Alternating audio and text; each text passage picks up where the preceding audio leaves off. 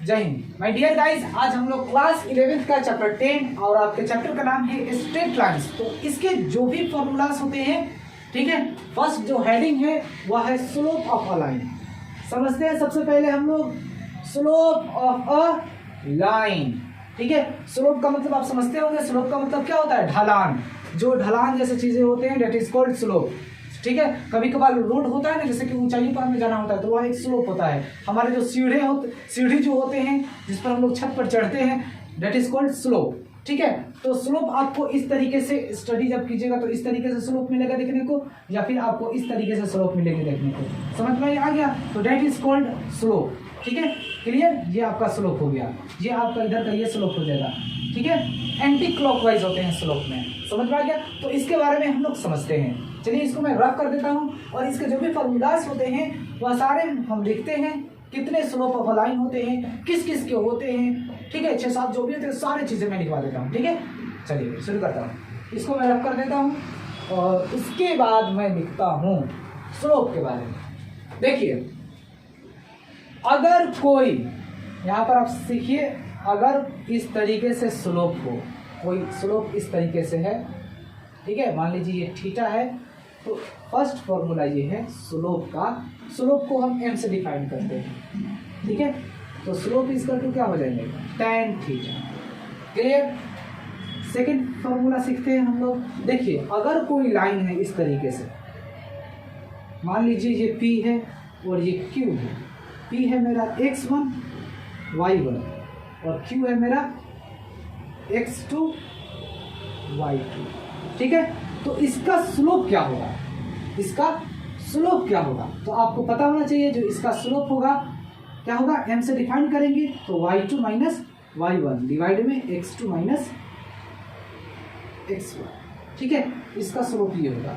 ठीक है, जब दो पॉइंट्स गिवन हो तो इसका स्लोप ये होगा, और जब कार्टेशियन प्लेन पर जब स्लोप हो तो इसका slope m equal to tan theta होते हैं। ठीक है, तीसरा हम लोग फाइंड करते हैं।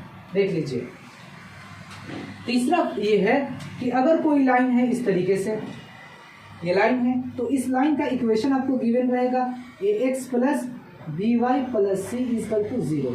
तो इसका जो स्लोप होगा, यानी कि m, स्लोप को m से डिफाइन करेंगे तो माइनस a बटा बी। बहुत आसान है इसके। ठीक है, फोर्थ वाले हम लोग सीखते हैं। फोर्थ, एक्स एक्सिस का स्लोप क्या होता है? तो चलिए लिखते हैं हम, स्लोप ऑफ एक्स एक्सिस क्या होगा? याद रखिएगा 0। और पांचवा लिख देता हूं मैं, slope of Y axis.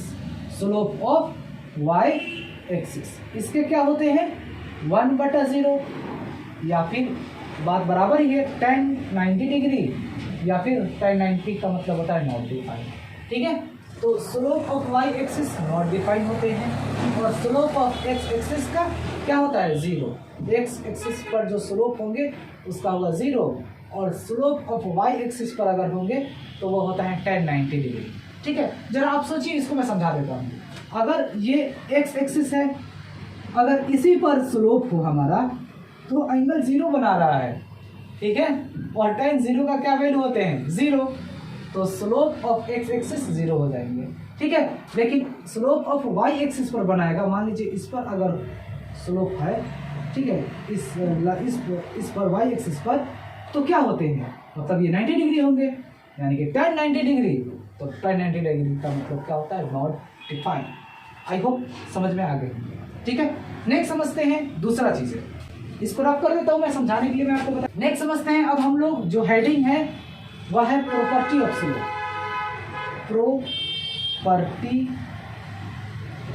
Property of slope ये क्या है?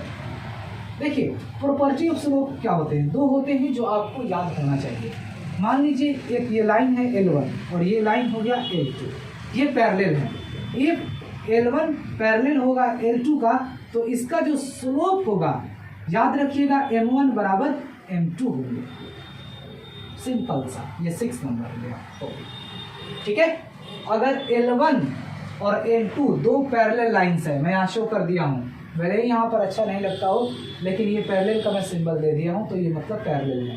ठीक है, तो इसका जो स्लोप होंगे m1 बराबर m2 है। नेक्स्ट समझते हैं 7वां नंबर पॉइंट, आपको पता होना चाहिए। देखिए ये हमारा L1 है और ये हमारा L2 है, तो L1 परपेंडिकुलर है ना L2 पर, तो याद रखिएगा इफ L1 परपेंडिकुलर हो L2 पर तो इसका जो स्लोप होते हैं m1 into m2 is equal to क्या होते हैं -1, ये आप याद रखिएगा, ठीक है। तो ये आपके स्लोप ऑफ अलाइन, आप इन फॉर्मूला से आप 90% से ज़्यादा आप स्लोप फाइंड कर सकते हैं, जो आपके लिए बेहद इंपॉर्टेंट है ये, ठीक है। तो आप इसको राइट कर लीजिए और फिर हम लोग नेक्स्ट समझते हैं।